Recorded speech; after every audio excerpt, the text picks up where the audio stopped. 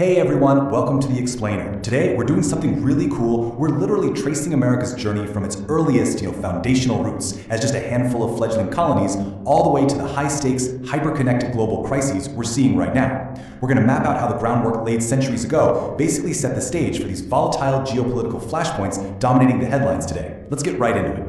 So here's our roadmap for today. We'll start with forging the United States. Then we'll pivot to the present day to look at the Hormuz flashpoint, the tech race with China, and finally, evolving ties with India. All right, Section 1, Forging the United States.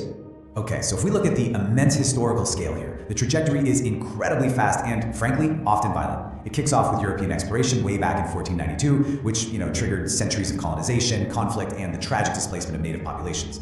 Then, boom, 1776, a new nation is forged, breaking away from the most powerful empire on the planet at the time. From there, fueled by insane population growth, the Industrial Revolution, and just sheer geographical expansion, the nation's power absolutely exploded. By 1945, coming out on top after 2 world wars, the US had completely cemented its status as an undisputed global superpower. It's a wild ride. And I think this quote really hits the nail on the head. From the lakes of Minnesota to the hills of Tennessee, across the plains of Texas, from sea to shining sea. It perfectly captures manifest destiny, right? That deep-seated 19th century belief that the US was literally destined to stretch across the entire North American continent. That unrelenting drive for expansion and security, that's the exact foundation for the massive outward-looking global footprint the US maintains today. Moving right along, Section 2, the Hormuz flashpoint. Now, let's look at what maintaining that superpower status actually looks like today. Take June 8th, 2026. A US AH-64 Apache attack helicopter goes down near the Strait of Hormuz. Now, thankfully, the 2 crew members were safely rescued, but the actual cause? Still unverified. It could be a simple mechanical failure, or it could be hostile Iranian action. But here's the real kicker, the so what of this whole thing, the location. The Strait of Hormuz is one of the most heavily militarized choke points on Earth. It handles literally 20% of the world's daily oil trade. So any US military incident there, it sends immediate shockwaves right through global energy markets. Now, what's genuinely fascinating, and a bit alarming, is the sheer contrast in costs during this recent regional conflict.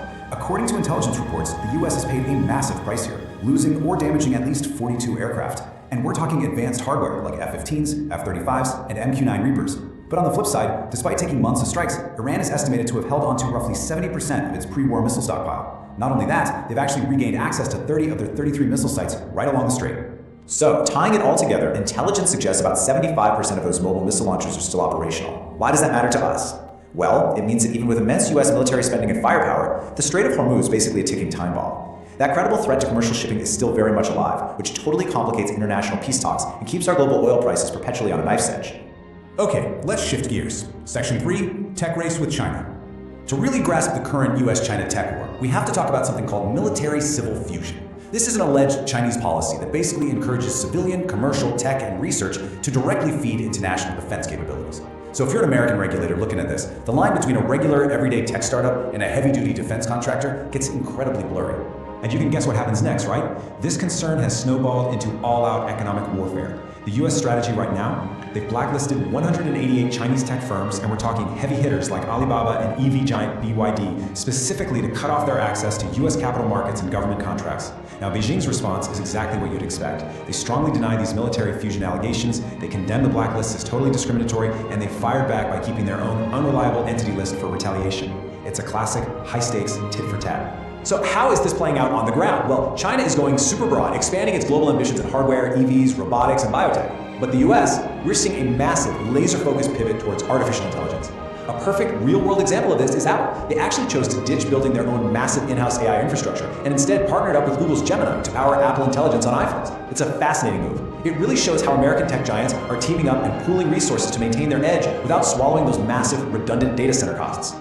All right, final section. Section 4, Evolving Ties with India.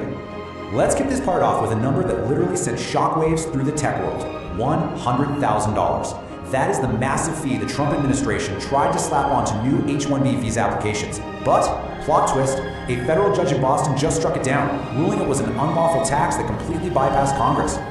To really put $100,000 into perspective, let's zoom out and look at the H-1B ecosystem as a whole. The US hands out about 65,000 of these standard visas a year, and Indian professionals make up the biggest chunk of that. Now, these workers aren't just a nice to have, they are absolutely vital for plugging massive labor shortages in US tech, healthcare, and engineering. And get this, before that huge attempted hike, applications only cost between $2,000 and $5,000. Slapping a $100,000 price tag on there practically froze the whole program, which was an absolute gut punch to Indian companies like Infosys, not to mention American tech giants alike.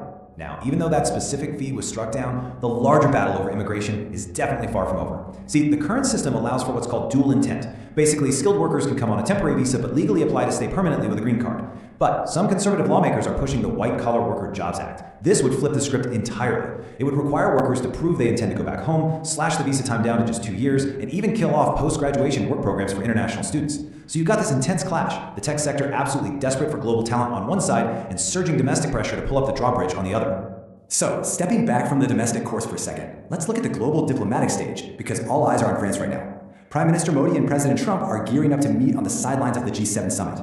And this is a big deal, you guys. It marks their first face-to-face sit-down since early 2025. So, what are these two actually going to talk about? Well, first up, they're trying to finalize the first branch of some pretty ambitious bilateral trade targets. They're also diving into expanding nuclear energy cooperation, especially since India just passed the Shanti Act. But maybe the most urgent item? Energy. Given all the chaos we talked about earlier in the Middle East and the Strait of Hormuz, both countries are scrambling to collaborate and diversify their energy resources. They are effectively trying to align their economic futures to sort of buffer themselves against all this global volatility. Wow, okay, we have covered a ton of ground today. From the raw, foundational drive that pushed a young nation all the way across the continent, to Apache helicopters patrolling the Strait of Hormuz, all the way to the Silicon ships defining the US-China rivalry, and the visa battles shaping the US-India partnership. It's a lot. Which brings us to this one final massive question. Is the American superpower, the one forged over the last 250 years, is it truly prepared to navigate a future where AI tech, shifting immigration, and asymmetrical warfare are just completely rewriting the rules of global dominance? It's like a giant high-stakes puzzle, and digging into this source material is really the first step to figuring it out. Thanks so much for joining me for this explainer, and definitely keep questioning the world around you.